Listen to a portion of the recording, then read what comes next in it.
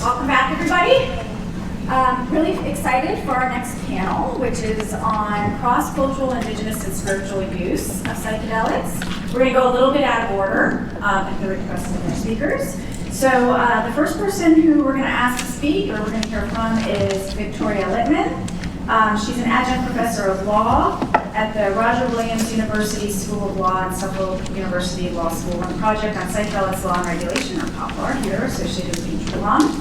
And she's going to be talking about the law and policy of psychedelic chaplaincy. All right, thank you for having me. I'm really looking forward to sharing my work on psychedelic chaplaincy. My essay has two parts, essentially. The first part talks about why I think it's necessary that we're talking about spiritual care and chaplaincy as part of psychedelic medicine. The second part is more of the details about how I think we can include spiritual care in psychedelic medicine. In terms of why I think it's necessary, I talk about why I think it's ethically necessary, why I think it is medically beneficial, and also why I think that it's interesting and could just contribute to interesting research related to consciousness and becoming. In terms of the second part, and just giving you the big overview before I dig in a bit more, I talk about why chaplains are specifically well-suited to be part of psychedelic medicine, and some of the legal opportunities and challenges related to that.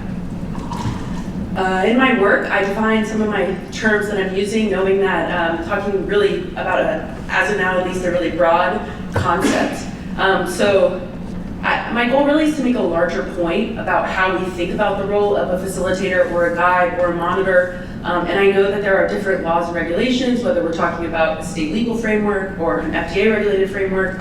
I also don't narrow the definition of psychedelics, so I'm not talking about this specific substance or this specific indication. Again, I'm talking really broadly about psychedelics that are used in a facilitated, maybe a supported adult use, clinical environment. So I'm not talking about, I've written elsewhere about psychedelic churches, but I'm focusing on this model where an individual is using psychedelics and they're being guided, maybe with therapy, directive. We've been talking about that today. We don't really know what it looks like, but someone is doing the psychedelic and someone is there helping them, supporting them.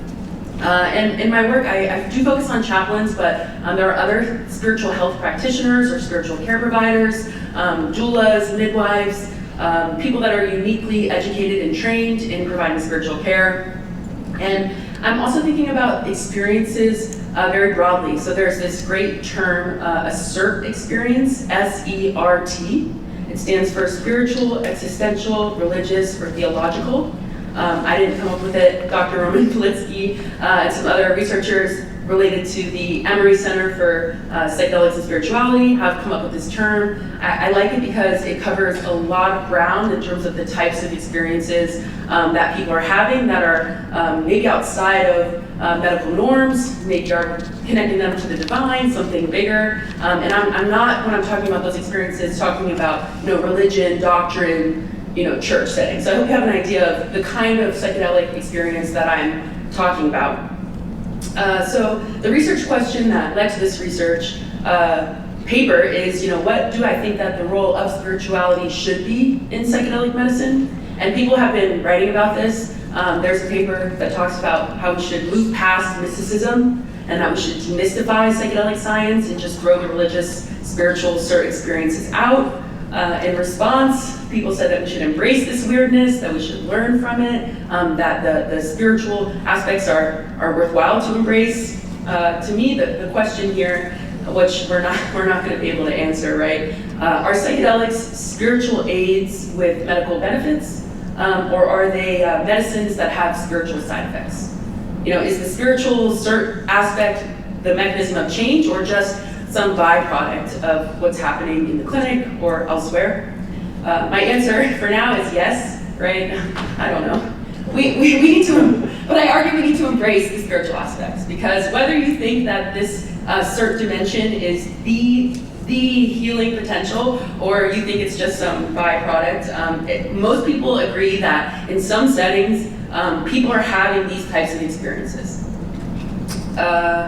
So my first big argument is that because people are having these types of experiences, it is ethically necessary for us to embrace them and integrate spiritual care as part of psychedelic medicine. People are highly suggestible under psychedelics. They are very likely to be influenced by their environment, by their mindset, the set and setting idea from the psychedelic culture. And others have argued that these clinical containers that we've created to try and control the environment are failing or are leaking. Our very own Matt here has a great article, Consciousness, Religion, and Gurus, Pitfalls of Psychedelic Medicine, where he talks about some of these failures and risks related to religious and spiritual experiences seeping into the clinic. I think the one that I focus on the most is the risk of view imposition. So the risk of a therapist imposing their own ideas onto a patient. And he also raises the risk of a guru complex, where a therapist takes on the role of religious guru, and expectation bias. So if we're giving someone a mystical experience questionnaire, or we're telling them that they have this inner healer within them, that those are spiritual or religious choices that can prime someone to have a certain type of experience. And especially these patients are extremely emotionally and mentally vulnerable. They're suggestible, they're under the influence of psychedelics, and then that's the situation where a therapist could impose their view on a patient. And I typically summarize this with, at best, we're talking about Buddha in the therapy room, right? Maybe that's a little benign, or you might not worry too much, but at worst, we're talking about brainwashing. We're talking about someone taking advantage of the situation, coming in with their own goal of how to influence someone and doing it. And so in Matt's great article, he says, okay, let's just do secular therapy. We'll just take the religion out, and he might talk more about that after me, and we'll just do secular therapy. And I presented a paper at Harvard Divinity School through their conference earlier this year, where I kind of deconstructed this idea of secularism, which religious studies scholars do, and say, secular therapy is kind of an impossibility.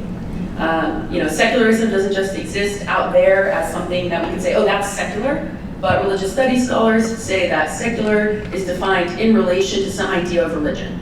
So in America, we have Christian secularism. Maybe in medicine, we have some kind of secular psychedelic science that has certain norms and ideologies, and it's not just separate from any religiosity or spirituality. So I think we can't just ignore it. And Dr. Politsky, who I cited earlier, in his work also echoes that if we just ignore these CERT experiences, that doesn't make them disappear. In fact, it actually makes the problem worse, because if you think that you're ignoring the spiritual aspects of psychedelic medicine, you're just replacing it with your own ideas of what secular medicine is. And the long and short of why I think it is ethically necessary is we have a high risk of view imposition, and if we ignore it, it won't just go away. I also think that it is medically beneficial to include spiritual care. So there's evidence that a relationship with spirituality and religion improves patient outcomes generally, specifically in the mental health context. Some of that comes down to a sense of belonging, connectedness, belonging to community, and then many have written about within the psychedelic context that there's evidence that the intensity of the CERT experience causes improved symptoms across a number of indications and substances. So maybe that's an answer that these are spiritual aids with medical benefits, but I'm not here to stake that claim. But I think if our goal is sustained healing, if we're all here because we want psychedelics to be accessible and to help people heal and to get better and stay better, then we should embrace these aspects. I also think it's interesting, as I mentioned, I was recently in the Netherlands at ICPR, and people were talking a lot about consciousness and including spiritual care. Practitioners who are trained in these dimensions could produce really interesting research. And mindful of time here, chaplains are trained, they have a Master's of Divinity or a related degree, they have experience holding space for people, they're especially focused on preventing religious countertransference and transference, which is that view imposition. And I think they have an important role to play in preparation, as part of spiritual assessment, as part of the informed consent process, maybe telling a patient they have a right to see a chaplain or speak to a spiritual health practitioner could impress upon them the potential of having this experience. Obviously during the psychedelic experience, as part of integration, and at the very least, I think as an education role, developing standards of care, helping educate clinicians who don't have the experience related to these CERT dimensions, be able to hold space. And the biggest legal challenges is that there's no national licensing body for chaplains, which I think this is a large challenge with these facilitators in the state legal framework anyway, that we're just at the beginning of this, right? Where a few states are having regulations on who can be a facilitator and what are the requirements, and maybe if you get licensed in Oregon, you could get licensed in Colorado, but eventually, decades from now, what is it gonna look like? Will you be able to be licensed in multiple states? What are those requirements going to be? I think for me in this chapter, the goal is to say that no matter the requirements, that these spiritual care aspects need to be front and center and embraced, so that people are not imposing their own views on patients. Okay, thank you very much.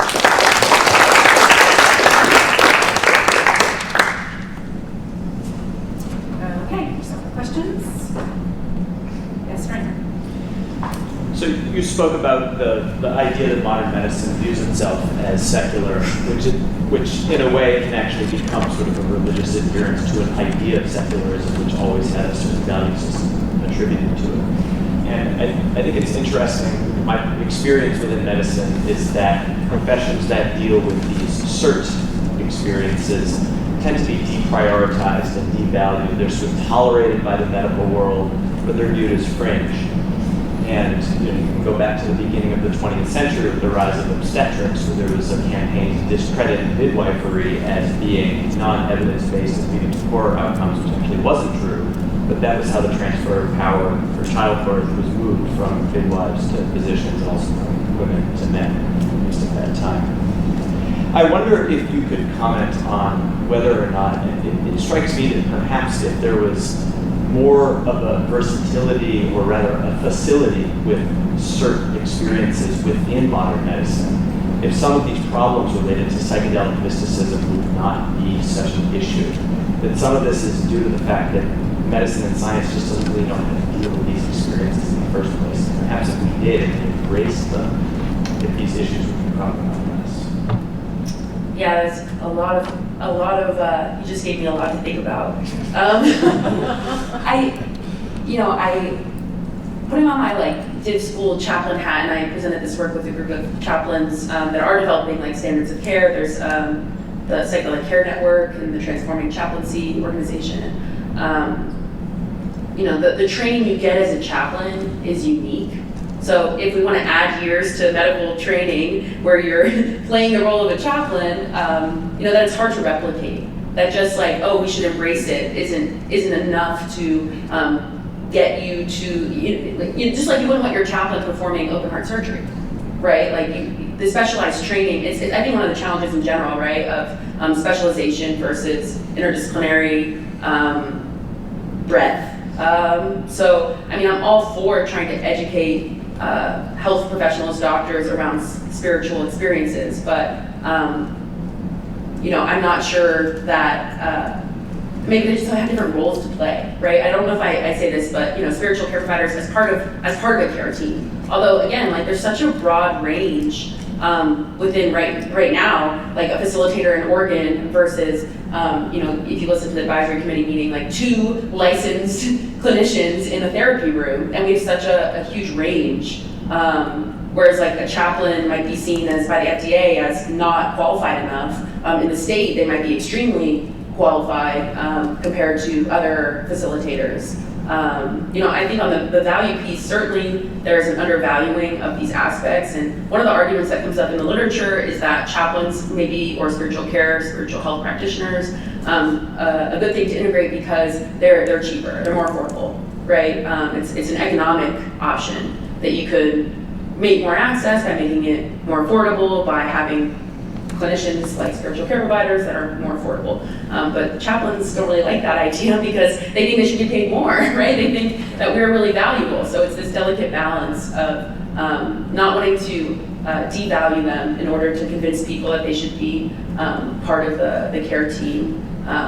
But I mean, the modern separation of medicine and religion is just modern, right? And that's, I think, the challenge that you're illuminating also. Suzanne. Just to maybe tease apart this question of chaplaincy a little bit more, as you think about work, it's really a question, what are the qualities that someone going through a divinity school chaplaincy training program, what is that training?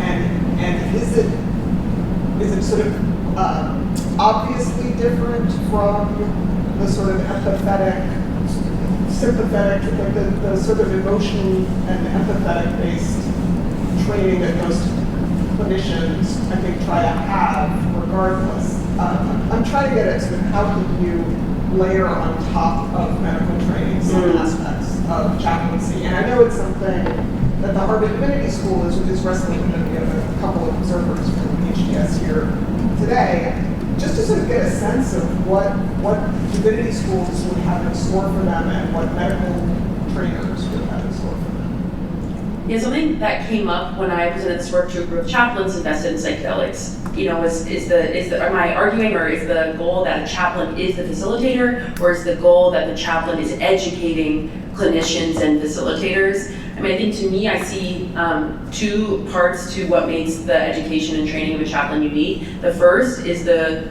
coursework, which a lot of it is about religious traditions, which then gives you the knowledge to have any patient come in and say, oh, I'm a Catholic with trauma, and you have some sense of what that means and how to point them to directions. It's like there are different focuses within a divinity school, so not everyone is getting that training, but interreligious engagement and religious literacy, so like understanding different traditions, or for example, like end of life, hospice, what are the different approaches to end of life and different theologies, and how do you meet someone where they are and support them to have the kind of spiritual experience that they want based on their background and their upbringing, or their even people say, oh, I'm not religious. That usually comes from some kind of upbringing or trauma or reaction to some kind of religion. And then I think the second piece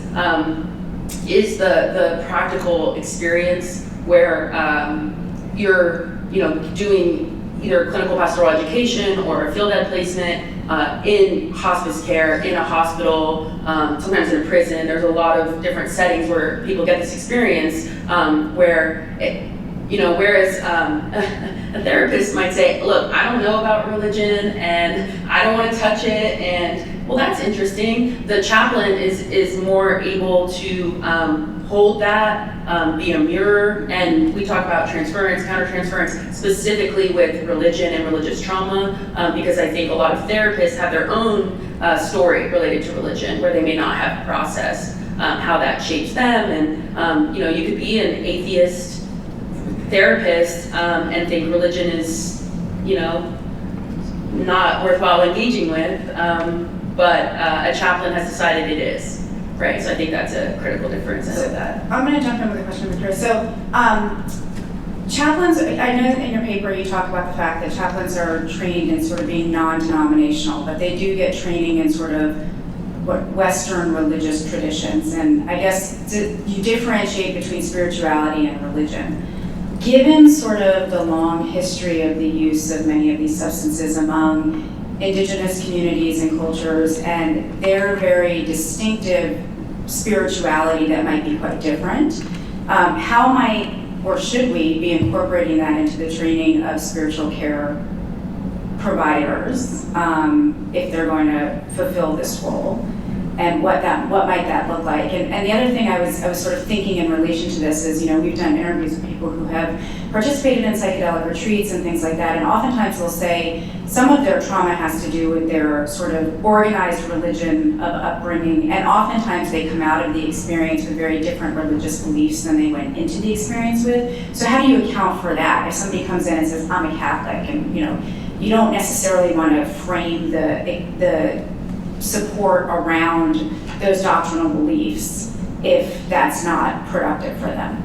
No, absolutely. Well, on the first question related to Western traditions and Indigenous knowledge, some divinity schools, I went to particularly interfaith divinity school, but we have programs in non-Western religion and Indigenous traditions. But I think it is an interesting question. I'm not the one to answer it. To what extent it makes sense for people that are seeking Indigenous knowledge-based psychedelic experiences should be coming to a psychedelic facilitated use framework as opposed to becoming part of an Indigenous community and looking to non-Western frameworks for having this experience. While I do think there's a lot to learn from an Indigenous way of doing it, it's such a different framework for even thinking about how to do it, how to integrate it, why to do it, orientation around it, that I'm not sure that the goal should be to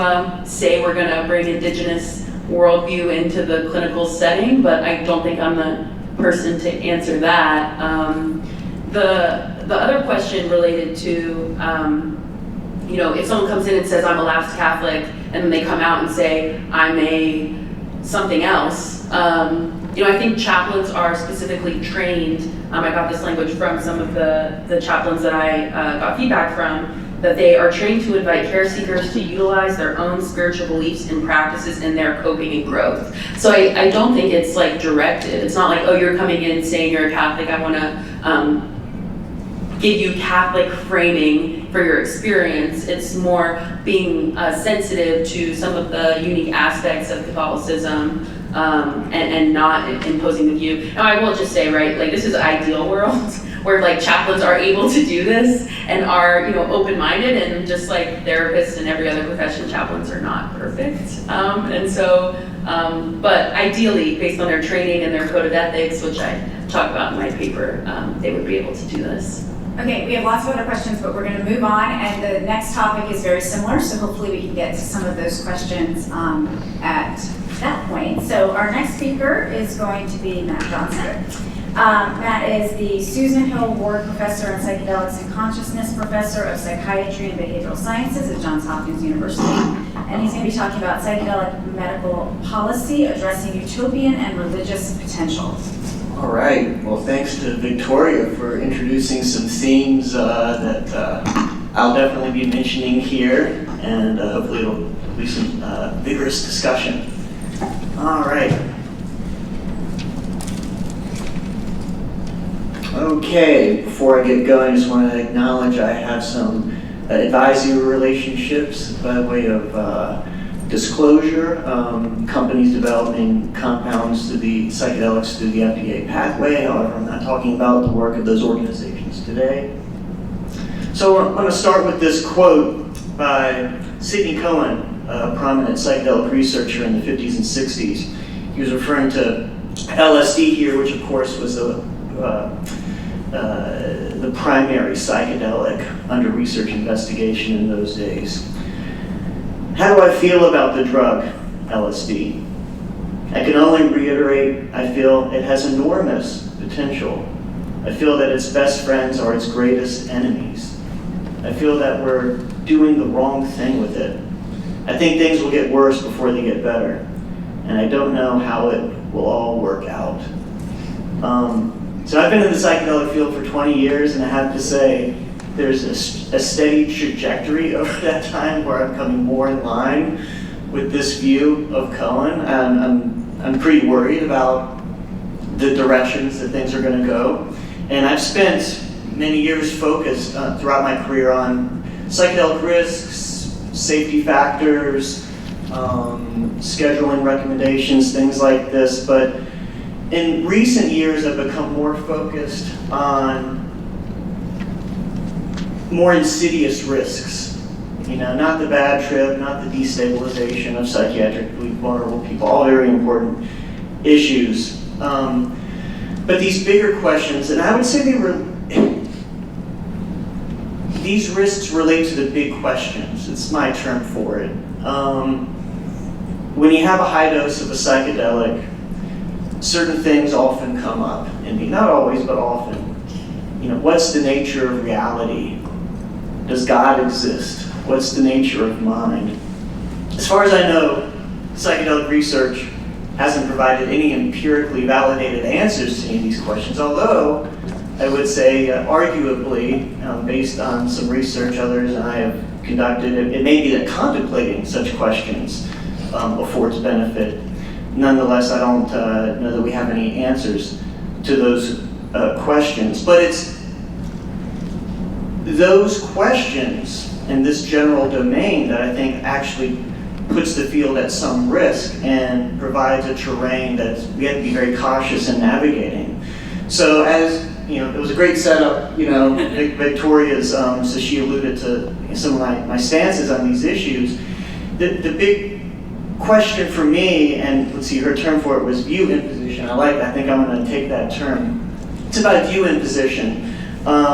It's how do we handle, as mental health professionals, these big questions when they come up with our patients or our research participants. And my main takeaway is that we need to let the patient drive the bus when it comes to these questions. And so there's some major caveats. This is I've been critiqued on this stance, and so there's some misunderstandings. One, I certainly don't recommend a cold clinical setting. Rapport is absolutely important in this work.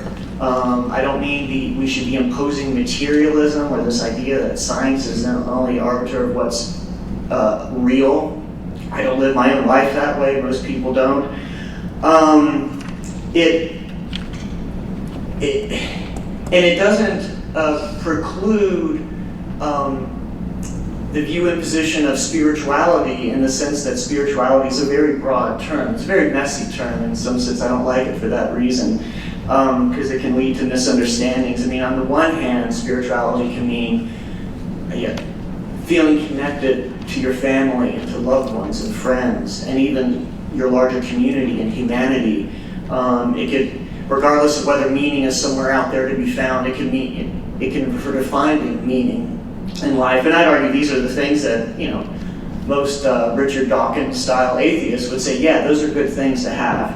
Spirituality could also refer to the supernatural, the religious, etc. So it's that latter definition where I'm saying we have to be very careful in not coloring in the nature of these experiences for people, and to and not to argue them. If someone says they think Jesus spoke to them or plant spirit spoke to them, that's completely welcome. It's just that my recommendation is we not introduce those topics. So there's some additional caveats. A final one is that I'm speaking to mental health professionals and scientists. I'm not speaking to any form of religion, and I'm not even speaking to individuals in terms of how they should interpret these experiences. And there's also edge cases. So if someone's a mental health professional, a therapist, and they label themselves a Christian therapist or what have you, a Buddhist therapist, as long as there's that informed consent, sure, that person can introduce concepts from that religion, and then it's very clear that they're drawing not just from a scientific and mental health professional understanding, but they're drawing from these other traditions. Let's see. One issue, as Victoria alluded to, is the use of religious icons. I think that can be an issue for a number of reasons. For most people, it's not going to be an issue that there's a Buddha in the room, which has become very common in these in research settings and other religious icons. One, we're not necessarily aware of the people that see this that then conclude it's not for them. So the Muslims, the traditional Christians, the devout atheists, and I've just seen people in all of those categories that seem to have been profoundly helped through these psychedelic experiences. And there also may be pragmatic issues going forward with payers, with government involvement in implementing this therapy, if it is, the conduct of religion. And so even more subtle than that, but something I want to draw attention to, is even beyond the imposition of a particular religious framework, is the imposition of a philosophy of perennialism, or the perennial philosophy, this idea and the scholarship of religion that all of the world's core traditions may point to a singular truth, and sort of as exemplified by the parable of the blind man trying to describe the elephant, and all describing different aspects, but it's referring to the same thing, God, if you will. And with all of this, hey, I'm not making any personal commentary about the validity, whether I'm a fan personally of any of these frameworks, but it is a reality in the work that I've seen firsthand, and that's at play in much of the field, that there's often not just implicit but an explicit view and position of the perennial philosophy. This is definitely going on, and sometimes it's quite explicit. And I think my framework is that we shouldn't even be imposing that. If someone comes out of their session and says, I think all of the world's traditions are connected and it's pointing to a core truth, that's great, yeah, sure, tell me more about that. But again, I don't think it's something we should be imposing. In fact, it's more scientifically interesting if we haven't led the witness. So let's see, the guru complex is an aspect of this that I'm very concerned about. That's at the individual level. I mean, I've been in over 100 of these psychedelic sessions as a guide. I've seen many hundreds as supervising sessions. There's a heavy weight to being involved with these sessions where the majority of people will say it was one of the most meaningful experiences of their life. And it could really go to one's head, especially because, as we know, research shows that people are highly suggestible, and these are highly meaningful experiences. So that one could really be tempted to step into that role of guru or priest and recommend particular spiritual readings, send people to spiritual retreats or meditation centers that they're a fan of, all of this, and really start to fill that role. One quick example that I came across in my research was a participant that had a difficult experience. The next day talked to a colleague who said, oh, it sounds like you may have had a Kundalini experience. And this person had never heard of Kundalini. What's that? She read many books on this subject, became quite distressed because she learned through her readings that one could die of a Kundalini experience, and she became convinced, hey, you guys study this mystical experience. Now, this is something more. This is Kundalini. And again, not arguing about the ultimate reality of Kundalini experience or not, just that it's something we don't have any expertise in from a scientific or clinical framework. And we shouldn't be imposing that view. And so at the broader level, beyond the individual therapist, there's the concern about the cult-like atmosphere that's, that surrounds the research movement itself. But then also, I think specific cases, like we're going to see instances upon approval of, therapists, physicians, basically operating cults, like where they're sleeping with half their or all of their, patients, and they're doing sessions, on a Saturday night, this type of thing, and, taking all kinds of money from folks. And there's a power in psychedelics to develop cults. I mean, Charles Manson knew it. He used LSD to, in the brainwashing of his cult. I mean, the CIA knew there was something up with this. They spent quite a bit of time studying this. So we have to be very aware of this. And an overriding view in this field by a lot of individuals, including top researchers, is that this endeavor of developing psychedelics is literally going to save humanity.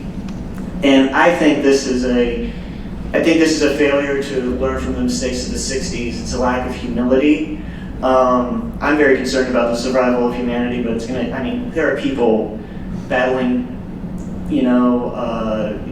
hunger in the third world and disease, climate change. There's a lot of important issues, and I think we need to check ourselves and, with this kind of saving humanity talk. And we're running out of time, but I'll mention quickly another aspect of this is psychedelic exceptionalism, the idea that since we are saving humanity, there's an ends justifies the means mentality. Those boring old rules don't apply. I'm a big fan of Leary. I don't like bringing up Leary just for the negatives. I'd say he's brilliant, he's influenced me. However, one of the downsides is that, I think he fell prey to this psychedelic exceptionalism. Oh, the boring old, the science game doesn't apply here. The academia game doesn't apply here. The boring old rules don't apply here. I think we need to, because of the magnitude of these experiences, we actually need to do the opposite. Those boring old rules, we actually need to cling to them more vigorously, given the magnitude of what's going on. And so quickly, just to reiterate some of these things, recommendation, don't provide expertise on religious or metaphysical issues. Assess outcomes that might portray psychedelics in a negative light. So assess the credibility of the blind, subsequent psychedelic use, adverse reactions, describe them thoroughly. I've seen cases where there's reticence amongst researchers even to collect those questions. I wanted to do this.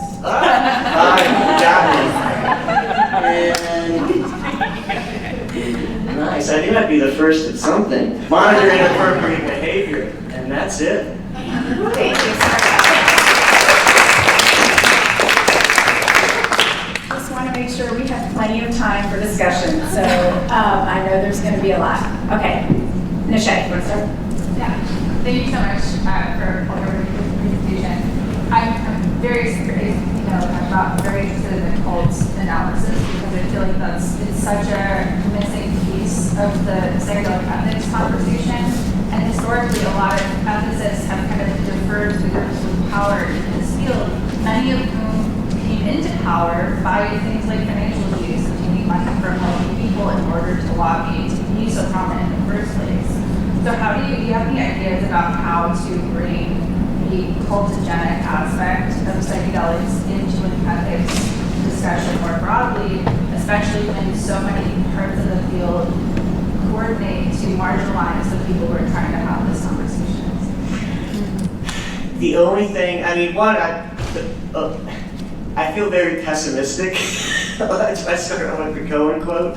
I don't know that we're going to do a great job at it. It's going to be a battle, but I think transparency is really the only thing that we could focus on, to make people aware and encourage people to behave principly. Solutions are going to be difficult. It's hard to be a pessimist. Thank you for the talk, and this is not exactly a question, but I want to echo the fact that a lot of these phenomena, they've been described from the old literature from 50s and 60s as well. The psychedelic cult, and also this the kind of term of like a megalomania phenomenon as well. Yeah. So I just thought this is really important, something we need to keep in mind as we move forward.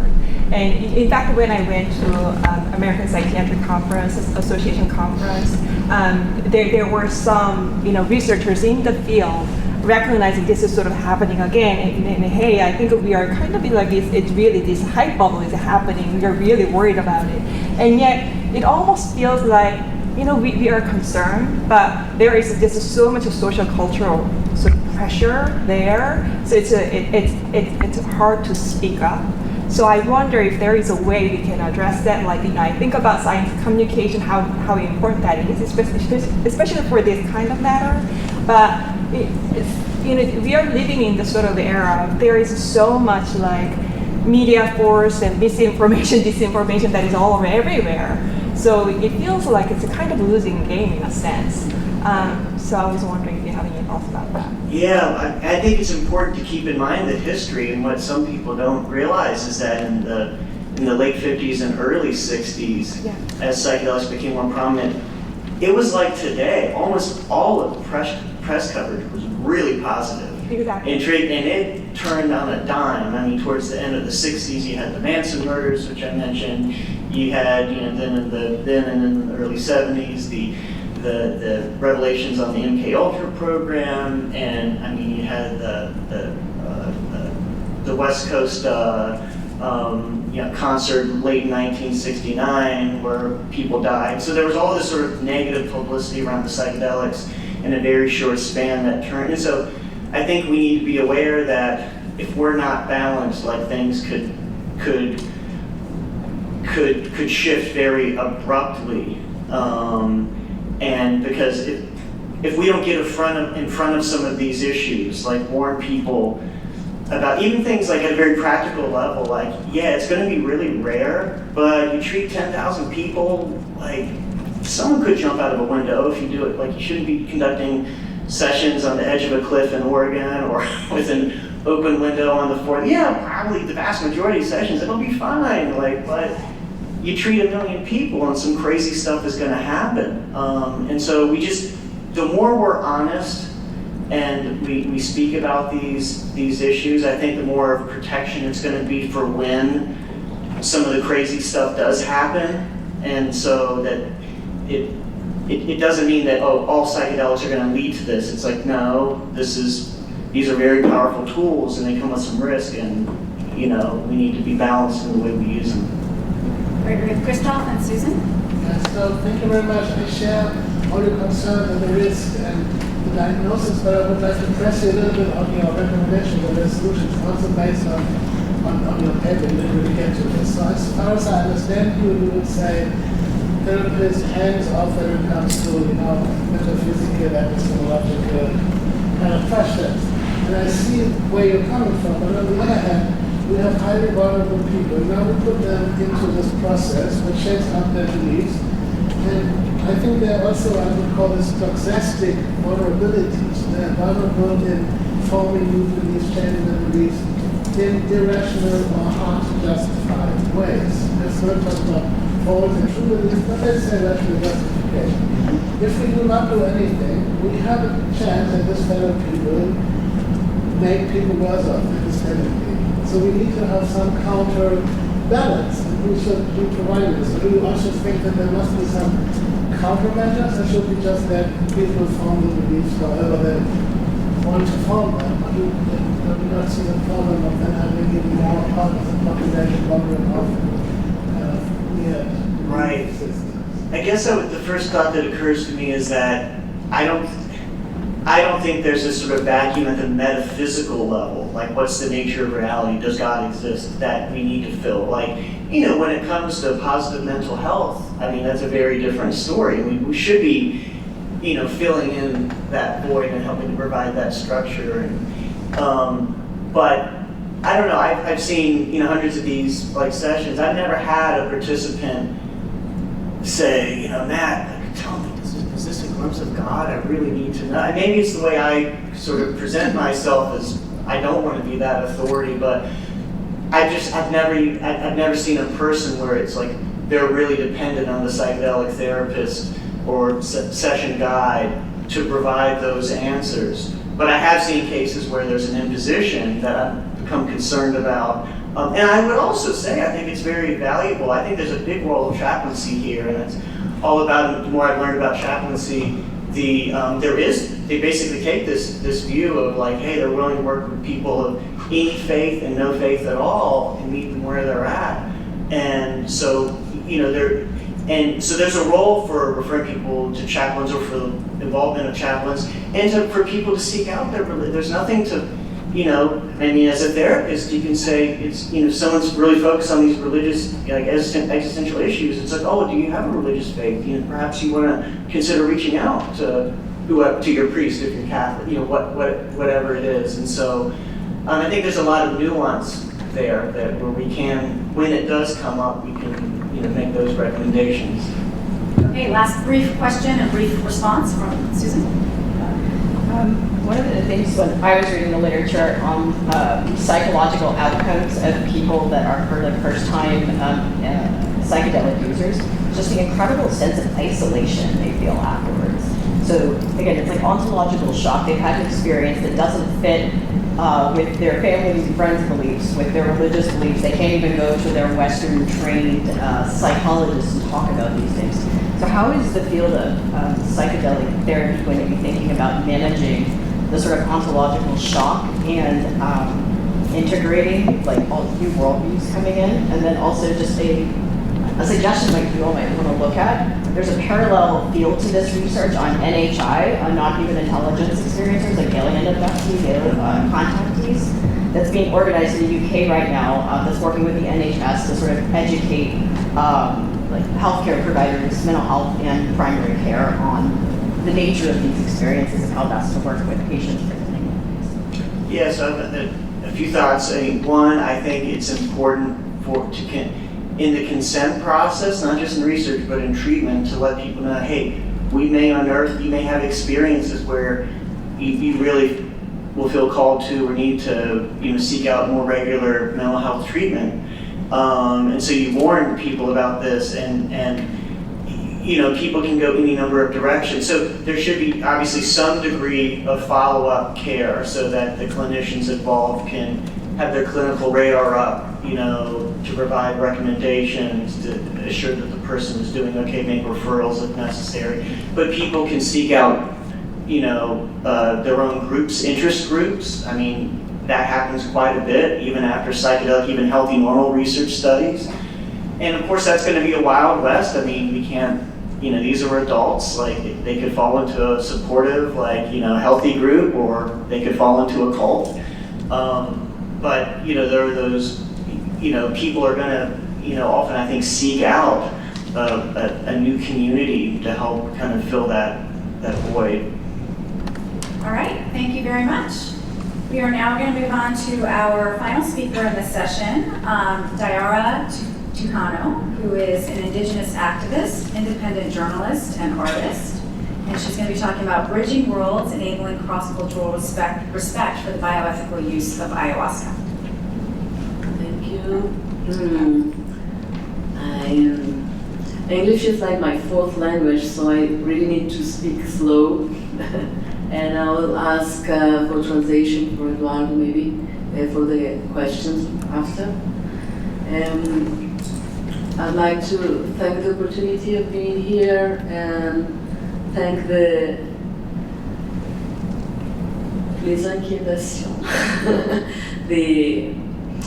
preoccupations that bring all these people here together.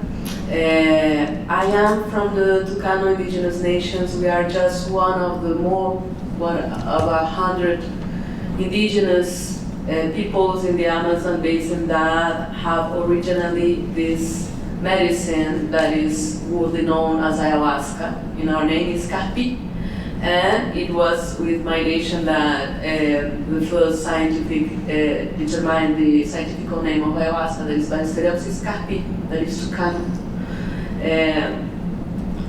A little more than 100 years have passed, and today we need to discuss the effects of the globalization of this medicine into our communities, because of all the things that Matthew was talking about, and Victoria.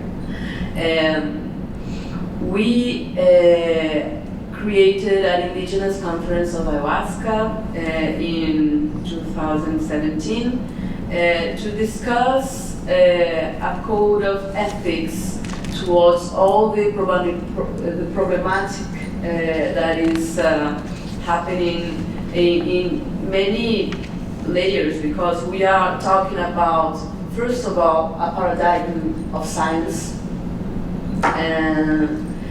and within this paradigm of science, also a paradigm on medical science. What do we understand as medicine, as health? Because we are actually talking about mental health. We also need to discuss a juridical paradigm on how the laws and the rights are being built around our medicines and our knowledges because we are indigenous peoples. I don't know if you know, but indigenous communities, indigenous persons all around the world are the last group that has reached democratic rights, civic rights. In Brazil, we were considered incapable and under the tutel of the state until '79. Our indigenous constitutional rights were just recognized in '88. During the 90s, we began building international indigenous rights, and until very recently, for example, I was in Geneva last month at the WIPO to this agreement on genetical property, etc. And even working really hard on all those fronts, we need to deal, for example, with the fact that the United States is one of the countries that never signed any of those agreements. Even if they claim, and I am saying because we are in Harvard, and it's really weird for me being here. We are in a house that claims this country to be very democratic and respectful of human rights, but it is a country that doesn't sign any international agreement on the recognition of the rights of indigenous peoples. So it doesn't recognize our autonomy in the way that we understand ourselves and our knowledge and our science and our practices. Even using different words, because the word religion isn't necessarily something that means something for us. Neither is spirituality, for example. So we began this experience of the conference of ayahuasca, and the article is a little bit about that. These 6 years that we have doing these discussions. In Brazil, we also have this experience of the appearance of the first ayahuascan religions, that is the Santo Daime, Barquinha, União Vegetal, that is a very specific case in Brazil, and that turned into institutions that actually began claiming for the recognition of juridical rights in the Brazilian legal systems. And, for example, the use of ayahuasca is legal and recognized in Brazil for religions, for churches, but not necessarily all the time for indigenous peoples. And in the same way that we were debating here, like which were the religious institutions that have access to the legal right to serve this medicine, it came from precisar de ajuda, tá, Eduardo? Como que fala a iniciativa dessas igrejas de entrar com uma medida judicial para ter esse direito, né? The churches needed to take a legal case. Yeah, well, yes, we began with the legal cases, but and I had the opportunity to follow a little bit of the discussion on the medicalization of ayahuasca. Especially here in the United States, but also with other projects in other places. But here, when the FDA, for example, sets in their regulation that you need to standardize a medicine, so this would be the legal standard ayahuasca recipe for doing whatever. That automatically puts into illegality all the other diversity of the indigenous ways on which indigenous peoples serve and relate and prepare their medicine. And that is a huge human rights violation. It's very critical. And I am just talking about some problematics that we are facing in the legal field. Because following all of that, we also have all the impacts of globalization inside our communities, and it's very important to understand what is the context that we are talking about. Who are these indigenous peoples, first of all? Because, you know, I am talking about more than 120 indigenous different nations. People very often know like 3 or 4 or 5, no, but we are more than 100. And those indigenous nations, some of them might have very different rights in their different countries, for example. If they have their territory recognized, if they have their cultural practices recognized, or at least not persecuted by the community around, because, you know, we dealt with hundreds of years of demonization, because first of all, we were even considered human, and when we began to be considered human, we were just praying for the devil. And until today, we deal with that kind of reality in our territories. In Brazil, for example, is a country where every month we have a house of prayer that is put on fire by very fundamentalistic people, and where some shamans or spiritual traditional leaders are still being killed because they are treated as witches. So time is something really relative when you put those problematics, you know. It's very different to talk about all that when you are Western and white and in the United States, and when you are indigenous in a different country that is not considered to be in the center. It's important to consider also with all this historical context, what is this situation that mostly of indigenous peoples are living right now. And as we talk about mental health, for example, did you know that indigenous youth is 300% more susceptible to commit suicide than any other group in humanity? So there are many people that say, oh, ayahuasca is going to save humanity. The big solution is just have psychedelics and have a good trip and be related with God and embrace your life. And I have heard, I am sure that my mother, my brother, my friend wouldn't have committed suicide if he had drunk ayahuasca or something. That is much responsibility for one single plant or one single medicine. If we are debating mental health, if we are debating health or disease, we need to understand the origins of these diseases. Why so many people is killing themselves right now? In the case of indigenous persons, it's because of a very complex and constant cycle of violence that we also call colonization.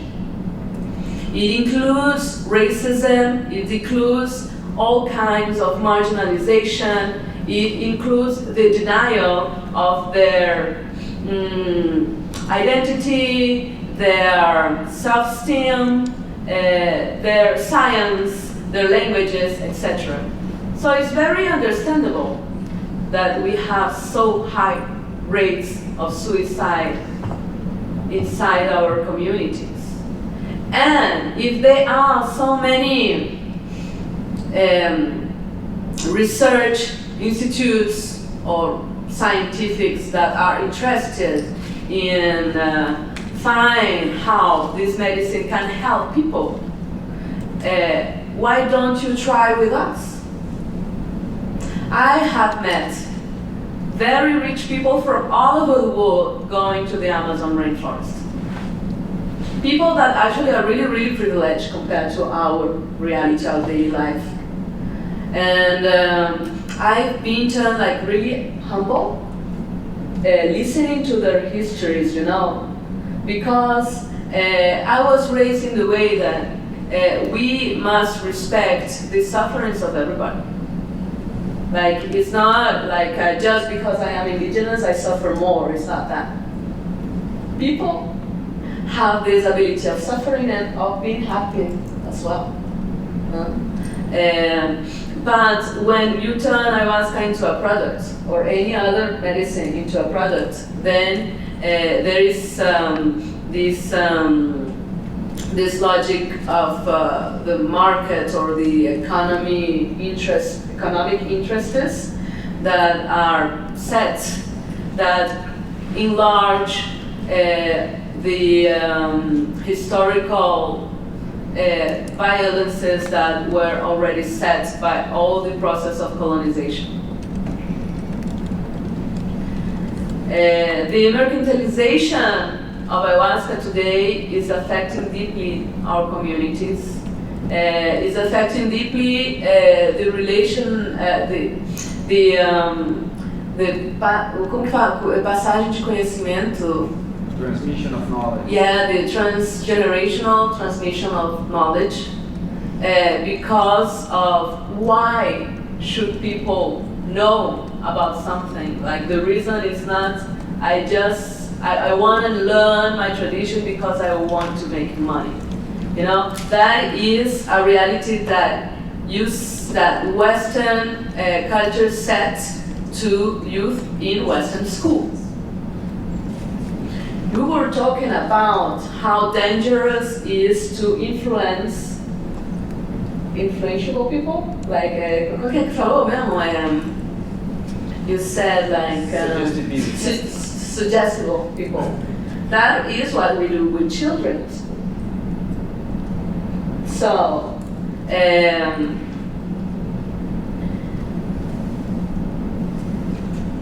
just 1 second. I passed forward. It's yeah. So, I do want to leave some time for questions, but thank if there's you. anything you want to edit. So, I think it's really complex, the discussion that we are having, but it's a really important discussion.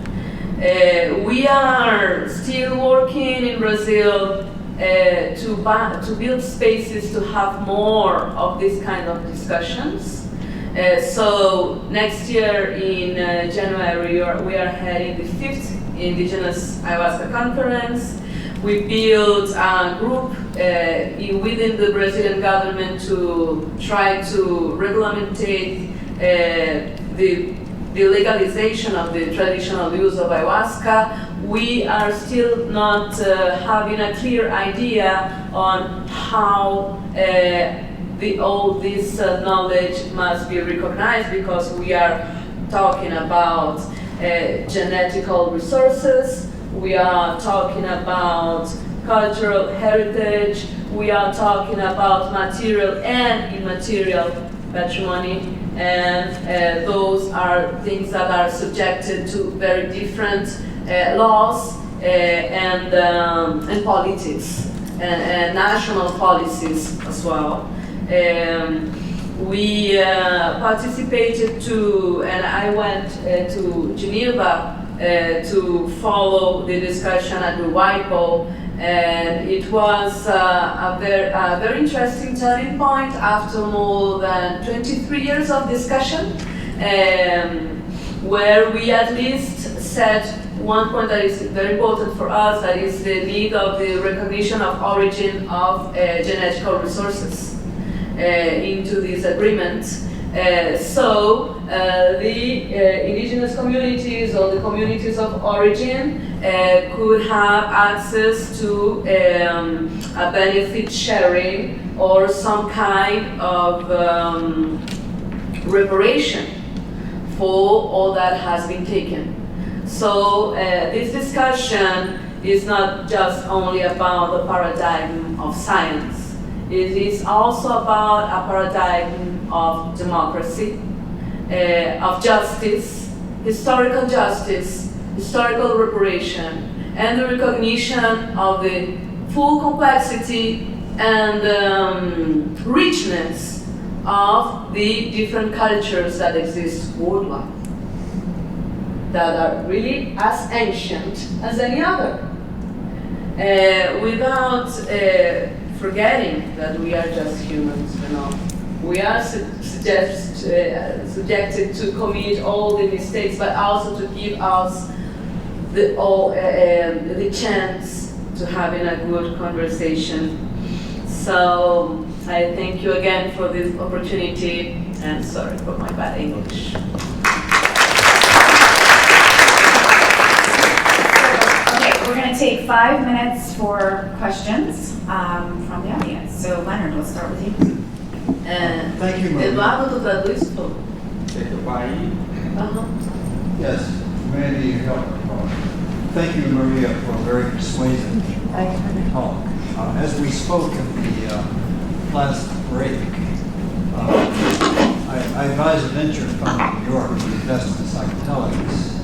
And we've encountered this firm in Switzerland that is attempting to make an ayahuasca pill containing the same components as the plant. The question is... Wait, hold on 1 second. Leonard, we're doing some translation. Okay. Right, and the question is, do you think that indigenous peoples, for example, the Shipibo in the upper Amazon, would accept a pill devoid of any ceremonial support? Let me add that our firm declined investing in the Swiss firm because we thought it would be controversial and the indigenous peoples would revolt against it. That the ceremonial context was necessary for the full healing experience of ayahuasca. And can you comment on the idea of pharmaceutical firms attempting to use this as a technology rather than a healing sacrament? So when I say that we are talking about the paradigm of science and of medical practices, for example, in my nation and in many nations, and I believe in the Shipibo as well, we consider, we share in the ayahuasca conference the different experiences of graduation of the shamans, for example, that is something that takes a long, long time. And in at least 20 years of a very harsh discipline, and I have noticed that very often we consider really important who is making a medicine, because in the making you need to be very focused on the purpose, on what you are doing, like your thought. The ethical commitment of the one that makes the medicine is considered to affect the one that will receive that medicine. So we don't take medicine from people that we don't know, that we don't trust. We don't pick something that came from a box. Culturally, we need to know where that came from, because that can be polluted even by the intentions of the one that prepared that. It's really challenging to talk about in this kind of space, because that could be sounding like a superstition, but that is part of the protocol that we take care of. Connecting with other questions that were posed to the table before, traditionally, in most of our indigenous nations, shamans are really rare people. The medicine of ayahuasca was never open to everybody. That knowledge was used to be passed to father to son to grandson into close families, and those ceremonies weren't something that had like a permanent calendar. It's not something like happens in specific days. It was really a close practice into persons that are actually considered as doctors. and that have their own ways of diagnosing and treating diseases. And in some nations, even as mine, we don't heal anyone with ayahuasca. We do consultation. We study with ayahuasca, but we do not intend to heal people with ayahuasca. We heal with other medicines, with plants, with other kinds of therapies, you know. So I think when we have projects of these pills and other kind of products, there is this part of the, como é que fala? A posologia. Como é que fala posologia, Fernanda? Posology, no? I don't know if that was I don't know if that exists in English. In Portuguese we say posologia.